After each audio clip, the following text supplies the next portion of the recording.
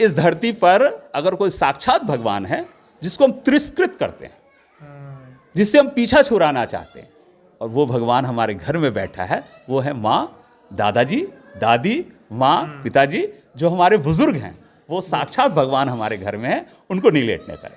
उनके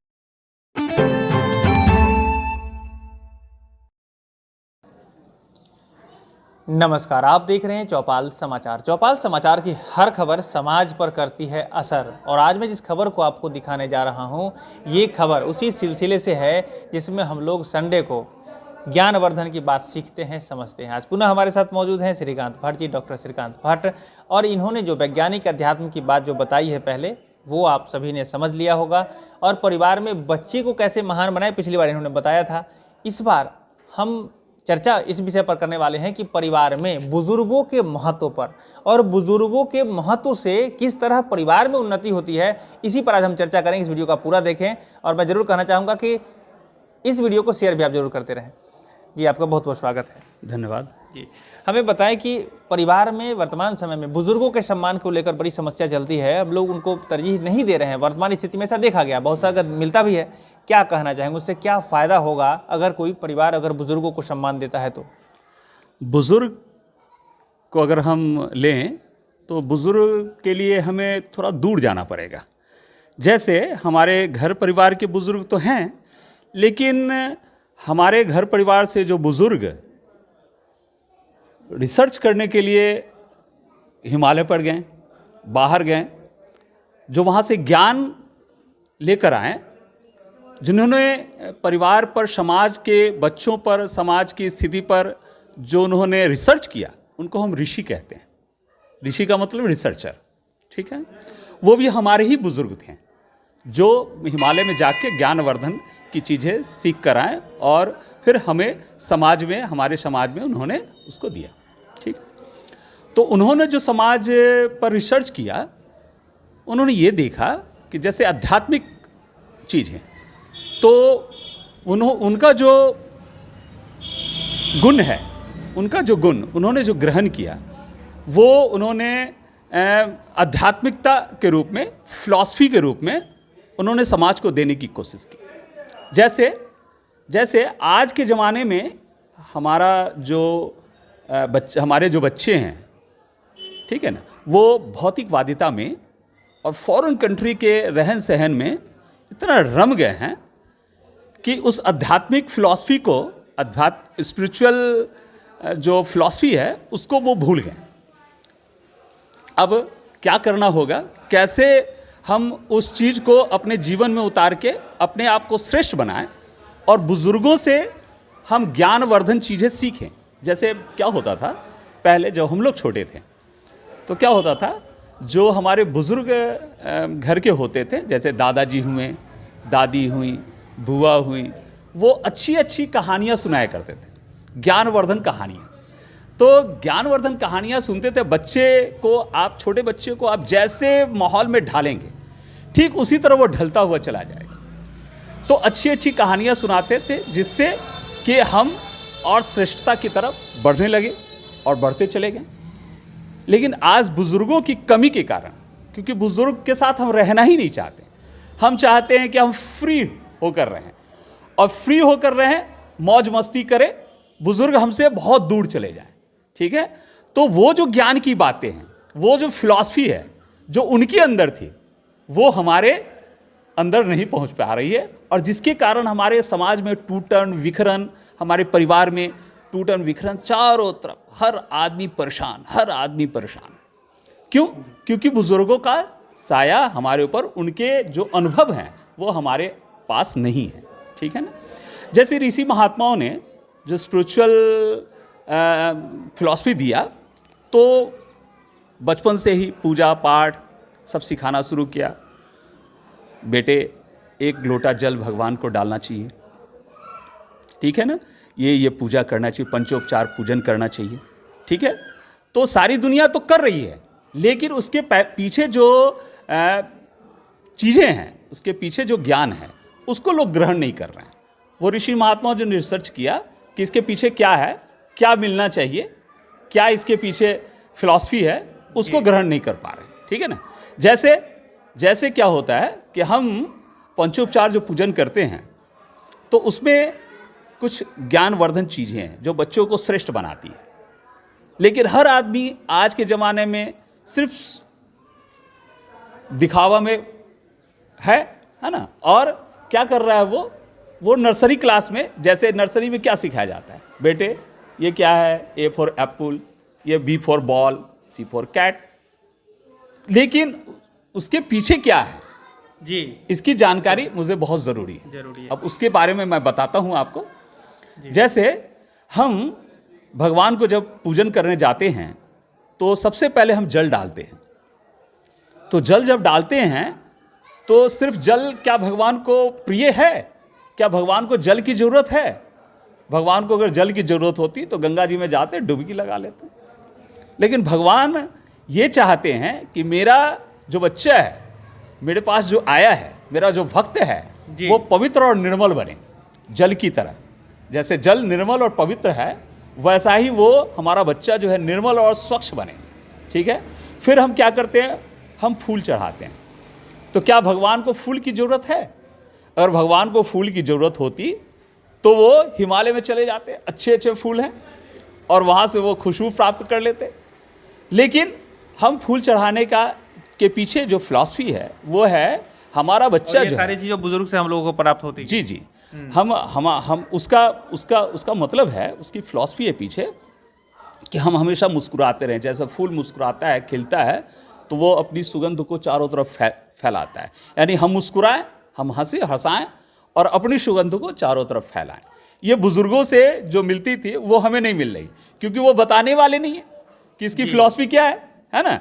तो फिर जब हम भगवान को क्या करते, अक्षत चढ़ाते हैं। अक्षत चढ़ाने का मतलब है कि हम अपनी एक कमाई का एक हिस्सा समाज के कल्याण के लिए लगाएं, क्योंकि वही भगवान का स्वरूप है, समाज। भगवान ने कौशल्या को दिखाया, देख मेरा विराट रूप, सारा संसार ही मेरा स्वरूप है। तो बुजुर्ग ये समझाते थे कि हम जो कमाएं उसका एक अंश, दशांश भी हम समाज के कल्याण में लगाएं, पीड़ितों को, गरीबों को हम उसके कल्याण में लगाएं, जिससे कि हमें बढ़ोतरी मिले। लेकिन आज समझाने वाला नहीं है। सारा पैसा हम क्या करते हैं, खा जाते हैं, सारा पैसा मौज मस्ती में ख़त्म कर लेते हैं और कहते हैं अरे मेरे पास तो पैसा ही नहीं है, मैं क्या करूं। फिर क्या करते हैं, भगवान को जो हम मिठाई चढ़ाते हैं, तो क्या भगवान को मिठाई की ज़रूरत है क्या? भगवान आपके पास खाना खाने आए हैं, मीठा खाने आए हैं? नहीं। अगर भगवान को मीठा खाना होता तो किसी बड़े से होटल में चले जाते हैं और फर्स्ट क्लास एक पर एक मिठाइयाँ वहाँ रहती है और उस मिठाइयों को वो ग्रहण कर लेते हैं। लेकिन आपके लड्डू के लिए, आपके माकुंदाना के लिए क्या वो तरसते रहते जो आप जाएंगे तो? नहीं। उसके पीछे भी फिलॉसफी है। भगवान ये कहना चाहता है कि जैसे मीठा इंसान मीठा होता है, उसी तरह हम हमेशा मीठा बोलें, दूसरों के साथ व्यवहार में मीठापन लाएं, मीठा बोलें, है ना। मीठा चारों तरफ हम अच्छी बातें बताएं, अच्छी चीज़ें फैलाएं।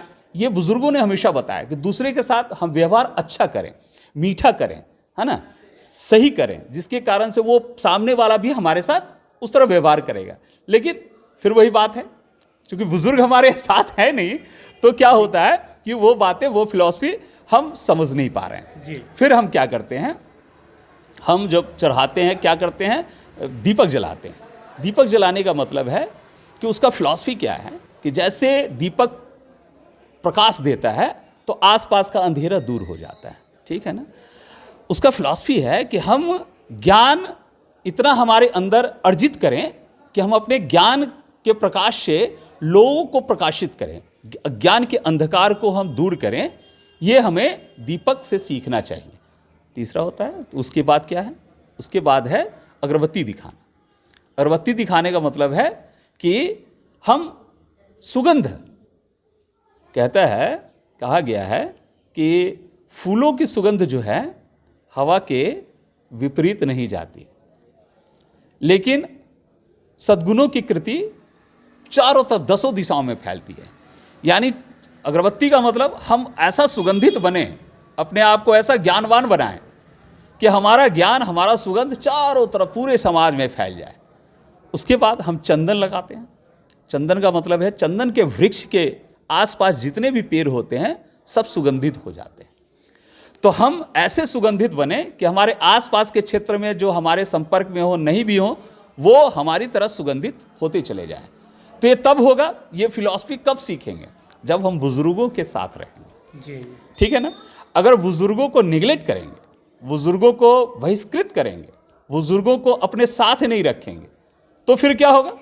फिर ये जो फिलॉसफी है, जो ऋषि महात्माओं ने हमारे लिए बनाया है, जो बुजुर्गों से हमें मिल सकता है, वो हमें नहीं मिलेगा, और जिसके कारण हम फिर परेशानियों में, कष्टों में रहेंगे। ठीक है ना। तो हमें क्या करना पड़ेगा? बुजुर्गों के साथ अपने आप को जोड़ के रखना पड़ेगा। अगर हम बुजुर्गों को अपने साथ जोड़ के रखते हैं तो एक फ़ायदा और भी है, और फ़ायदा क्या है? वो आशीर्वाद। आशीर्वाद अगर हम लेते हैं, क्योंकि बुजुर्ग ही एक ऐसे हैं, माता पिता ही एक ऐसे होते हैं जो इंसान को हमेशा हमेशा प्यार ही देते हैं, हमेशा आशीर्वाद ही देते हैं। अन्यथा आशीर्वाद देने वाला दुनिया में और कोई नहीं है। हमारे जो बुजुर्ग हैं वो साक्षात इस धरती के देवता हैं। अब उसको सिद्ध करके मैं बता सकता हूँ। जैसे अगर कोई व्यक्ति का पैंट फट गया या शर्ट फट गया जी, इसको लेकर हम लोग आगे भी बात करेंगे, और मैं दर्शकों को कहना चाहूँगा सिलसिला जारी रहेगा और आगे हम लोग इसको लंबी बात करेंगे। लेकिन पहली बात जो अभी हम लोगों ने बात की है कि बुजुर्गों का बहुत बड़ा महत्व है समाज में, परिवार में, और इसको जब हम लोग बना कर रखेंगे ना, तभी हम लोगों का विकास की जो प्रक्रिया है, ओरिजिनल विकास की प्रक्रिया, वो आगे बढ़ेगी। अगर हम लोग बुजुर्गों का सम्मान नहीं करेंगे तो उससे बड़ी ही समस्या होगी। हम लोग फिलॉसफी, जैसे डॉक्टर साहब ने बताया कि जो ओरिजिनल जो बातें हैं, हम लोग तो हवाई में घूमते रह जाएंगे और उसकी गहराई में नहीं जा पाते हैं, जिसके लिए समाज और परिवार का विकास नहीं होता है। तो इसका बहुत बड़ा महत्व है। परिवार में बुजुर्गों का महत्व देना है, अपने खासकर जो भी आपके करीबी हैं वो तो हैं ही, और साथ साथ में जो ऋषि हैं, महर्षि हैं, जो बाहर से लोग आते हैं, उनके पास भी बहुत बड़ा ज्ञान है, इसको ध्यान में रखना है। क्या यही कहना चाहेंगे आप? हाँ, यही कहना चाहेंगे। साथ में मैं एक और बता दूं, इस धरती पर अगर कोई भगवान है, साक्षात भगवान है कोई धरती पर, तो माता पिता ही हैं, बुजुर्ग ही हैं।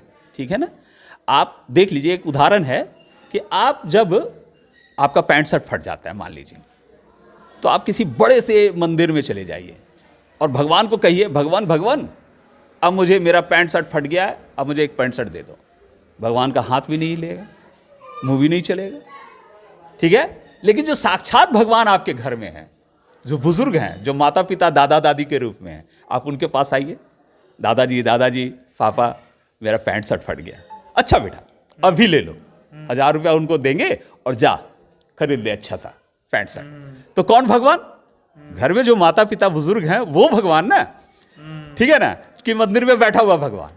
और अगर आपको कभी भूख लगे, ठीक है, बहुत जोर की भूख लगी है, आप दौड़ के चले जाए किसी बड़े से मंदिर में जहां देवी जी बैठती हैं, आप उनको कहे माँ मेरे को बहुत जोर भूख लगी है, कुछ दे दो, तो माँ का हाथ भी नहीं हिलेगा, मुंह भी नहीं चलेगा। बहुत होगा तो एक पंडित जी आएंगे, एक पेड़ा उठाएंगे, आपको हाथ में दे देंगे। लेकिन अगर आपको भूख लगी, आप अपने माँ के पास चले जाएं, दादी के पास चले जाएं, दादी माँ मुझे बहुत भूख लगी है, कुछ खिलाओ। क्या करेगी माँ? दादी क्या करेगी? जाएगी, फौरन आटा गूंथेगी और रोटी सेदेगी और सब्जी के साथ, नहीं हो तो अचार के साथ आपके सामने परोस देगी और आपका पेट भर गया। तो कौन भगवान? इस धरती पर अगर कोई साक्षात भगवान है जिसको हम तिरस्कृत करते हैं, जिससे हम पीछा छुड़ाना चाहते हैं, और वो भगवान हमारे घर में बैठा है, वो है माँ, दादाजी, दादी, माँ, पिताजी, जो हमारे बुजुर्ग हैं, वो साक्षात भगवान हमारे घर में है। उनको निगलेक्ट न करें, उनके साथ रहें, उनसे अच्छाई सीखें, उनका आशीर्वाद लें और हमेशा आप आगे बढ़ें। जी, तो ये रही आज की बातें जो आपने सुनी है, और दर्शकों से मैं कहना चाहूँगा अच्छी बातों को आगे फैलाना भी है, वो आपका दायित्व बनता है। चौपाल समाचार की इस खबर को ज़्यादा से ज़्यादा लोगों तक बीच में पहुँचाएँ, शेयर करें। अगर आज तक चौपाल समाचार से नहीं जुड़े हैं तो चैनल को सब्सक्राइब कर लें, हमारे फेसबुक पेज को भी लाइक करें, इंस्टाग्राम पर हमें फॉलो कर लें। साथ ही साथ ये जो नंबर डिस्प्ले कर रहा है ना, इस नंबर को आप अपने मोबाइल में सेव कर लें। जब भी कोई समस्या या कोई समाधान पर चर्चा करनी हो तो आप हमें संपर्क कर सकते हैं। तो आज की बात यही, बहुत बहुत धन्यवाद आपका डॉक्टर साहब, हमारे चौपाल में बात करने के लिए। धन्यवाद जी, दर्शकों का भी बहुत बहुत धन्यवाद। आगे ऐसी खबरों को आते रहेंगे, प्रश्न जरूर पूछें। हम लोग फिर अगले संडे को प्रयास करेंगे कि बात बैठकर करें और कुछ समाज की बेहतरी के लिए चर्चा करें। तो आज के लिए बस इतना ही। मैं हूं अभिषेक आनंद, चौपाल समाचार के लिए धन्यवाद।